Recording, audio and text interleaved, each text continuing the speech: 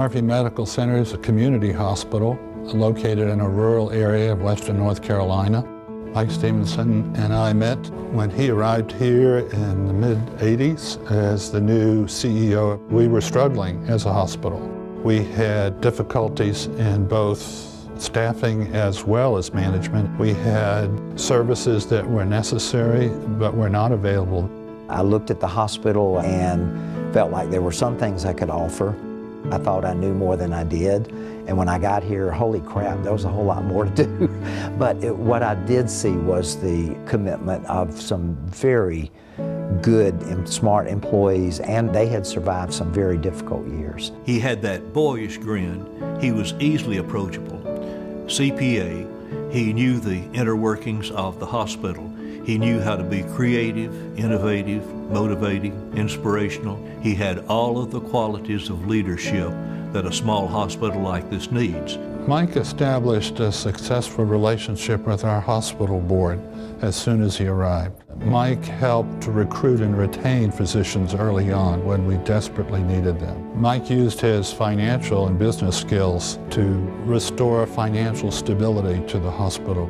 He thereafter expanded services in many areas to achieve a successful operation. People that are in much larger hospital systems recognize what he's doing here because it's often much more difficult to run a small rural hospital than it is when you've got a management system and a team. Y'all doing all right? And it's Mike and the CFO here, and then you turn to ask somebody to do the project and there isn't anybody to turn to.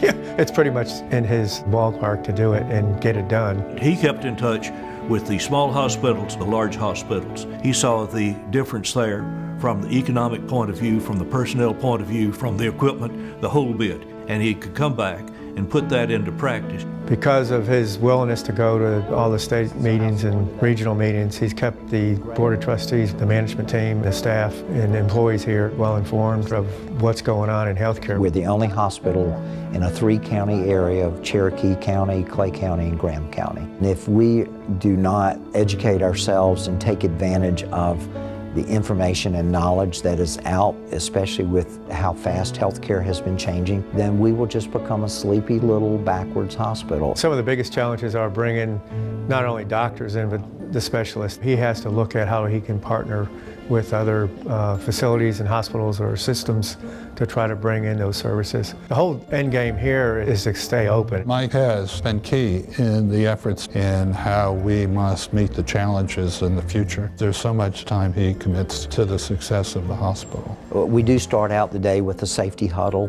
with all of our management team to just keep everybody abreast of any particular issues of the moment. If you like, I can try to reach out to that speaker from the winter meeting. Mike works very hard, but he doesn't ask anybody to do anything that he wouldn't do. Mike is all over the hospital. He knows what's going on. I was taught a long time ago, manage by getting out from behind your desk. I want to have an environment where people will talk to me not because I'm the boss, but because I'm a coworker.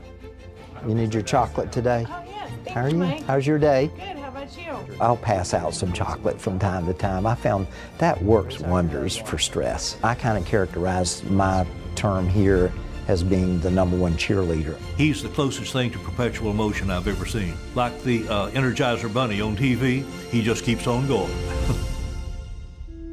Anybody that's been in that position as a CEO has got to have a real strong partner because he's on the road all the time. He's here late all the time. I'm married to Robin. We've been married over 30 years. She's very tolerant, I think, of me, it seems like. We have 1 daughter, and I have 2 other older daughters from a previous marriage. I have 5 grandchildren, 4 girls and a boy.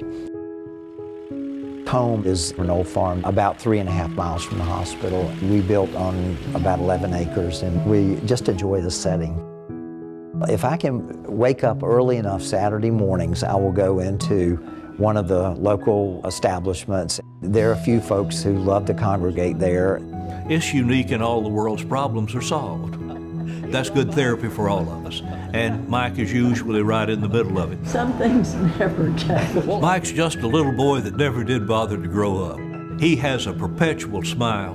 He's always in a good humor. People like him, and he always makes a contribution. He wants to build new things. He wants to see new ideas develop. He wants to see the town grow. I think he really enjoys the business aspect of his leadership. He feels it's his mission to provide medical services to this community. Without a community hospital, I'm sure the individuals in the community would have suffered, and the overall success of the community would have been threatened. And that means a lot to a small town.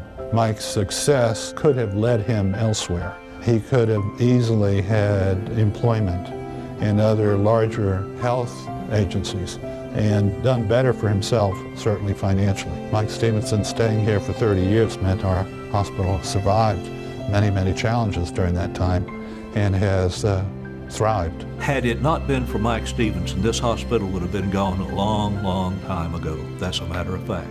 I feel like I got so much more out of it than I put into it. If I treat things as a privilege, then it really raises the commitment level. I wouldn't say it's a calling, but it's pretty close to it.